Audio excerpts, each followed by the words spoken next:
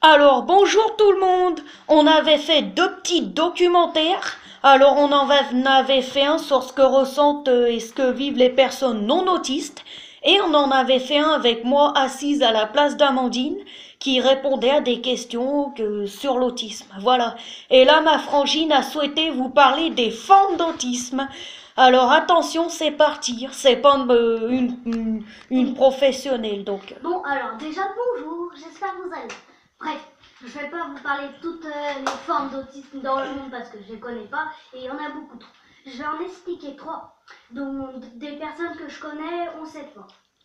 Donc, nous avons Asperger, non Asperge et Asperger. Après, nous avons haut niveau et Canner. Alors, Asperger, pardon, je m'excuse. Asperger.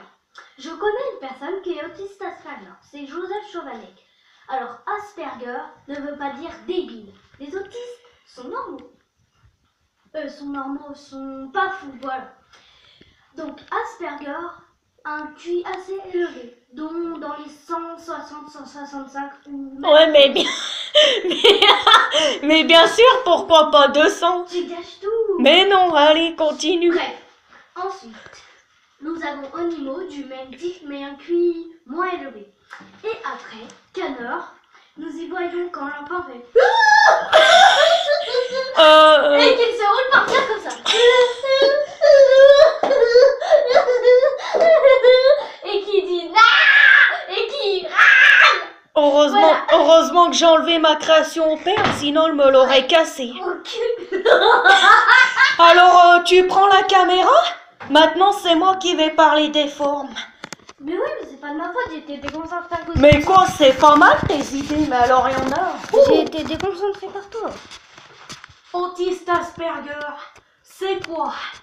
Eh ben, je pense que vous connaissez tous cette forme d'autisme. Ça s'appelle le syndrome d'Asperger. Alors, effectivement, on peut avoir des QI à haut potentiel, mais comme d'habitude, dans le syndrome d'Asperger, on a du TED, du trouble envahissant du développement qui agit dans les interactions sociales. On peut avoir aussi du retard de langage, des problèmes pour marcher, on peut avoir des tics, on peut faire des crises, mais il y a du syndrome d'Asperger sur lesquels les personnes, ça se voit pas. Voilà. Syndrome d'Asperger, les gens sont vraiment très intelligents. Quand vous êtes Asperger, vous avez un vraiment très haut potentiel. Alors, autisme de haut niveau, c'est un petit peu comme Asperger. On a juste le potentiel qui est moins élevé. Par exemple, moi j'ai un QI de 120. Autiste Asperger, ça aurait être un QI de 130, voire 140, voire 145 maximum, je pense. Grand max 150, voilà. Et on peut avoir les autistes de haut niveau qui sont un peu moins matures, qui ont un